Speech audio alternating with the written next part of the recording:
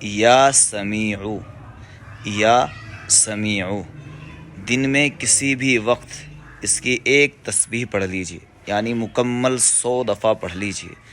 جب دل کرے تب پڑھے، بہتر یہی ہوگا فرض نماز کے بعد پڑھے، نمازوں کی پابندی کرے۔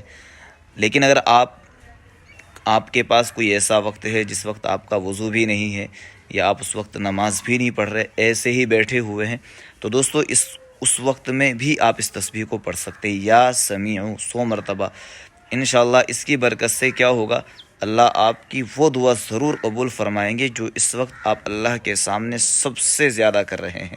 یا سمیع مطلب یہ ہوگا، اے سننے والی ذات، میرے فلاں مسئلے کو حل کر دیجئے، میری فلاں پرابلم سالو کر دیجئے، مجھے اس ٹینشن سے نکال دیجئے۔ تو دوستو اس کو 100 دفعہ پڑھے اور اللہ سے دعا کرتے رہے کہ اللہ تبارک و تعالیٰ آپ کی